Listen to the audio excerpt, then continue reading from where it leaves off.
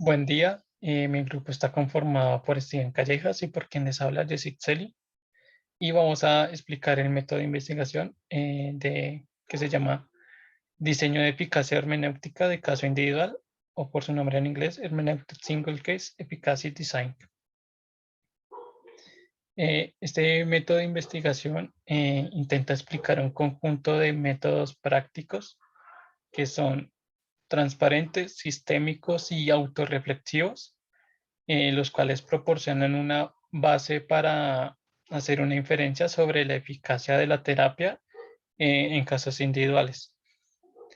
Se dice que es hermenéutico ya que se realiza una interpretación de la información que se brinda durante la terapia, y también se dice que es dialéctico en el sentido de que utiliza información tanto positiva o afirmativa y negativa o escéptica, de la cual se realiza una construcción general sobre la influencia de la terapia en el resultado o en el cambio que tiene el cliente durante el proceso terapéutico.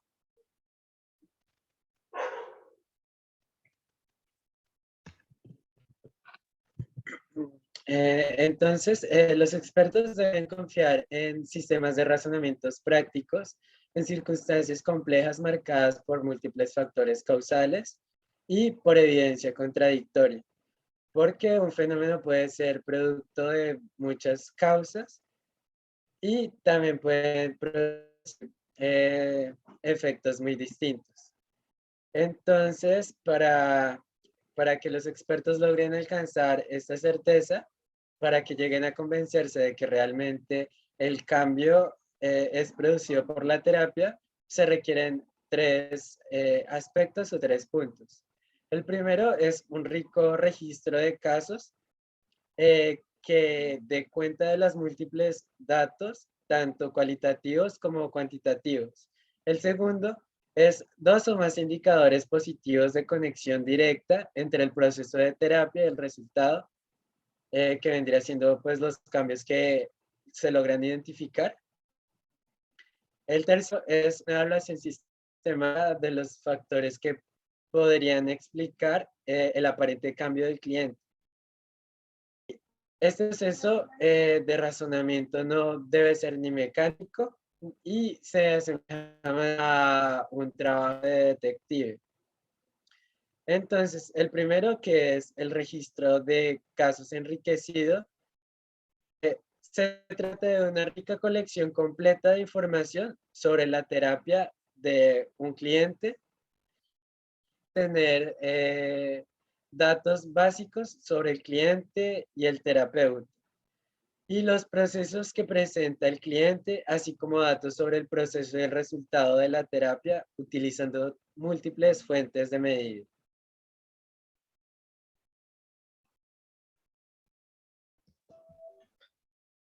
Bájela. En las fuentes de medida encontramos 6 tipos. La primera es o son las medidas de resultado cuantitativas, las cuales se utilizan para saber cuánto ha cambiado el cliente. Para esto se debe de usar como mínimo 2 pruebas. Una que es una prueba, tiene que ser una prueba estándar de autoinforme, y la otra una medida, una prueba específica del problema que se está tratando en la sesión. Se recomienda para ello administrar dichas pruebas al comienzo y al final de la terapia, aunque también se puede hacer de manera periódica. La segunda son las medidas de resultado semanal. Como bien lo explica su nombre, se aplican semanalmente y tratan sobre los principales problemas u objetivos del cliente. Estas tienen 2 puntos a favor, ya que proporcionan una forma de vincular la terapia con los acontecimientos importantes en los cambios que va teniendo el cliente. Y dos, para tener un registro sobre los datos de los resultados que va teniendo el cliente si éste llega a deja de asistir a la terapia. El tercero, que es la evaluación cualitativa de los cambios, se usa para saber cómo ha cambiado el cliente, puesto que ahí hay diversas formas en las que un cliente puede cambiar. Ya que los clientes o las personas tienen dificultades o son reacios a criticar a sus terapeutas, este tipo de evaluación se recomienda que la realice un tercero, pero el terapeuta puede realizarla si llega a ser necesario o lo ve conveniente. La cuarta sería la información cualitativa, que es acerca de los eventos importantes, y esta busca recopilar información sobre eventos importantes de la terapia para, para identificar los procesos para identificar los procesos que están vinculados necesariamente con con los cambios que presenta el cliente. Eh, la, la quinta viene a ser la evaluación del cliente y es aquella en la que el cliente realiza para hacer observar qué cambios él ha percibido en sí mismo. Y por último, encontramos la información directa que trata sobre el proceso de la terapia. En este se busca, pues como su nombre lo dice, tener información sobre cada sesión de terapia, ya que pues en esta se recopila información entre la interacción que sea entre el cliente y la terapia y también en el terapeuta. Entonces se busca pues que se realice eh, de manera continua durante cada sesión que vaya a durar la terapia.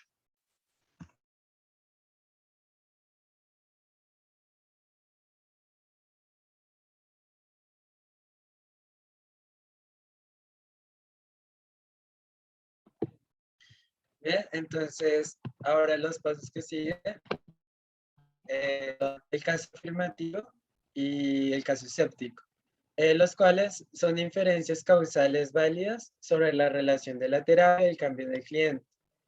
Y para estas se requiere el uso de las evidencias que se pueden detectar a partir de los datos. Entonces, para el caso de la afirmativa, para el caso afirmativo, se requiere que tenga como mínimo 4 de los siguientes ítems. El primero es que durante el curso de la terapia el cliente experimente cambios en problemas que se hayan prolongado en el tiempo. El segundo es que el cliente pueda atribuir de manera explícita el cambio posterior a la terapia. Y el tercero es que el cliente pueda describir los aspectos útiles en la terapia que están claramente relacionados con los cambios. Y el cuarto, que es el examen de los datos semanales que llegan a revelar las covariaciones entre el proceso de la terapia y los cambios semanales en los problemas del cliente. Y el caso escéptico se trata de descartar las principales explicaciones alternativas que haya para el cambio que puede encontrar el, el cliente en su vida después de la terapia. Entonces, tratan de eliminar como cada uno de las explicaciones alternativas. Y las siguientes, o algunos de los principales ejemplos, se usan para estas explicaciones. El primero es que los aparentes son negativos y también son irrelevantes.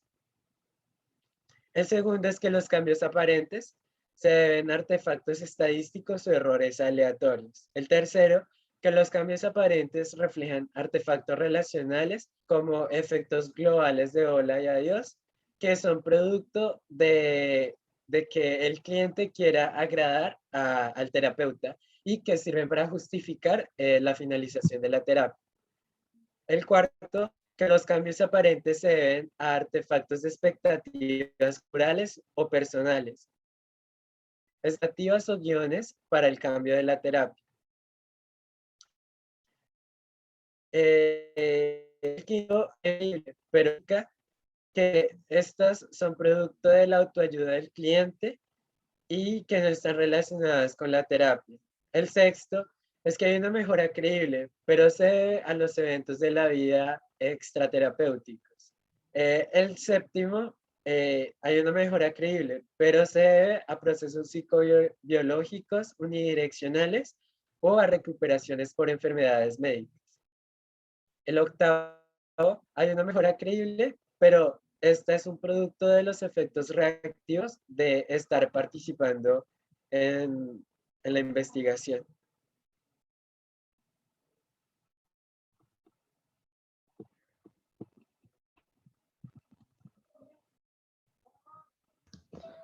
Ahora bien, el proceso de adjudicación es aquel en el cual se busca validar toda la información recopilada durante el proceso terapéutico. Para esto se le envía a 3 o más jueces, se le envía toda la información, ya sea pues, de las medidas o del caso afirmativo y del caso escéptico, se envía todo junto y ellos hacen eh, una evaluación que busca 3 cosas. Uno es evaluar la probabilidad de que el cliente haya cambiado sustancialmente, que haya un cambio en el cliente. 2, de que, pues evaluar de que la terapia fue responsable de dicho cambio en el cliente. Y por último, especificar los probables factores mediadores y moderadores en el proceso terapéutico.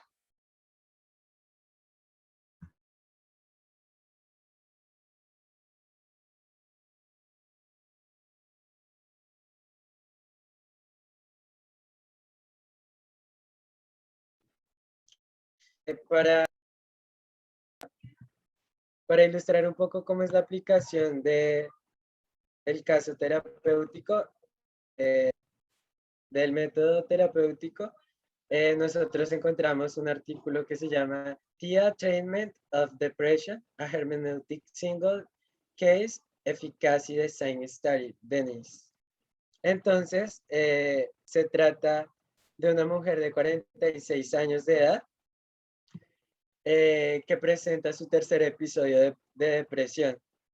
Ella es trabajadora social, pero había sido de baja por la misma razón.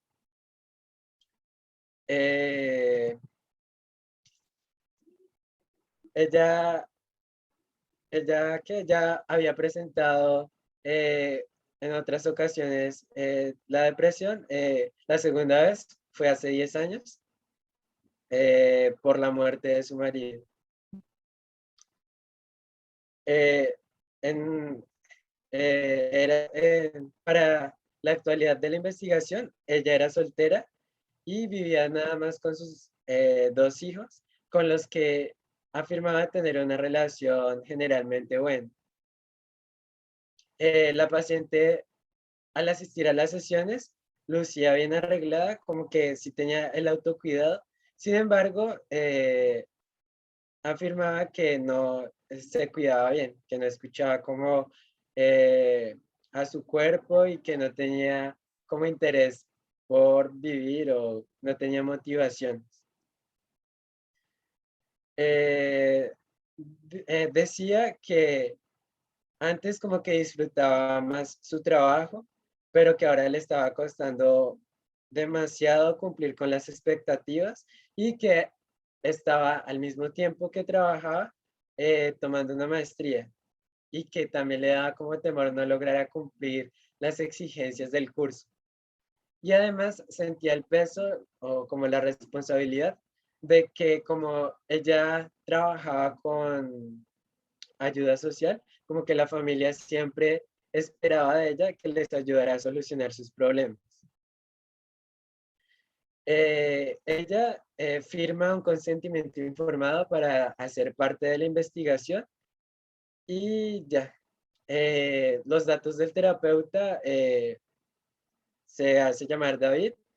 eh, es- Al igual que Denise, también es británico, de tez blanca. El terapeuta es un analista trascendental certificado en psicoterapia y tiene más de 5 años de experiencia.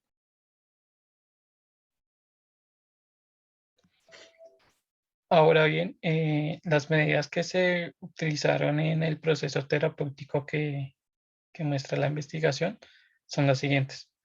En las medidas de resultados cuantitativas se utiliza el inventario de presión de Beck y el de malestar global y deterioro funcional. Estos se aplicaron antes del inicio de las sesiones, durante la sesión 8 y finalizando en la sesión 16.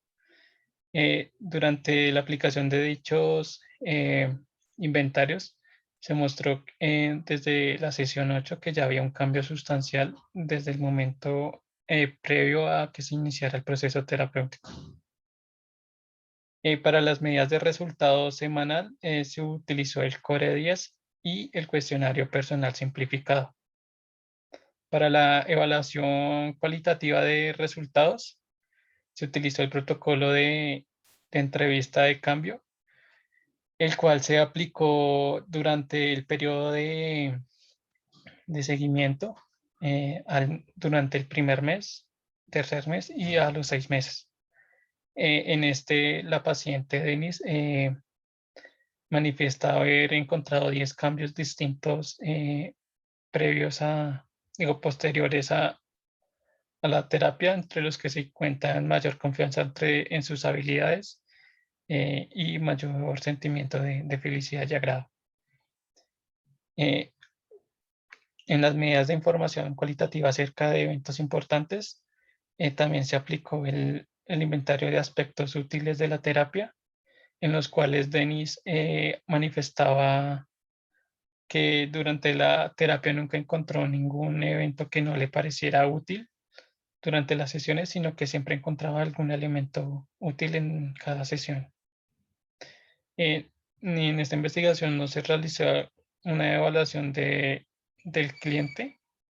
Y por último, en la información directa sobre el proceso de la terapia, el terapeuta en cada sesión realiza un formulario estructurado de notas de sesión.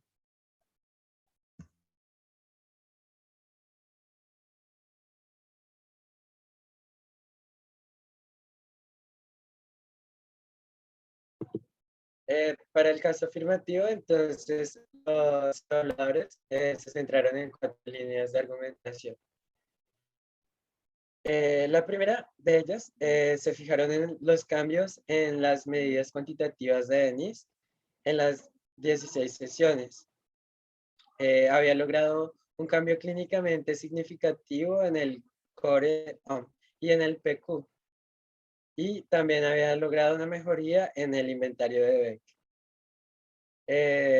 Se estaba recuperando de 2 duelos, así que su puntuación en el inventario de Beck al final de la terapia probablemente estaría asociada con el impacto de estos duelos y también se citó su mejoría en el seguimiento de 1 mes.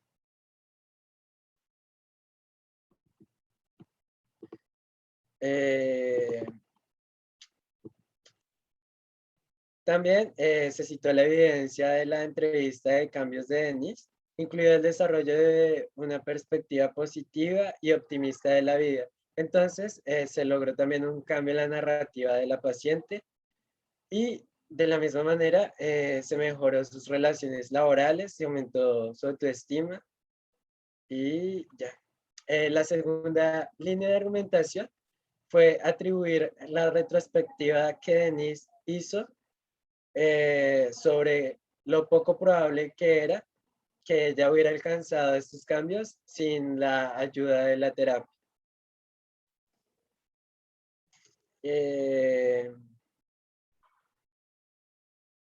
Y también que ella logró identificar 10 cambios en la entrevista final que le hicieron. El tercero fue cómo parecía haber vínculos convincentes entre el proceso de la terapia y los 10 cambios que Denis justificó. Y listo. Y para los casos escépticos, los problemas que Denis más reactivos, aparecían ser más reactivos ante eventos externos de lo que su entrevista de cambios podría haber sugerido. Y también como los cambios en sus condiciones del trabajo y recuperación natural del duelo. Entonces, como que dijeron que los cambios también podían haber sido producto como de una manera natural de haberse sentido bien por haber superado esos duelos y que no tenían ninguna relación con la terapia. Y también justificaron esos cambios diciendo que pertenecían a factores de expectativa y que puedan haber sido llevados que pudieran haber llevado a Denise a sobreestimar la magnitud de esos cambios. Posteriormente, los investigadores trataron de refutar ambas posturas, tanto la afirmativa como la escéptica, y lo hicieron a partir de los datos que se pudieron obtener a partir de las medidas.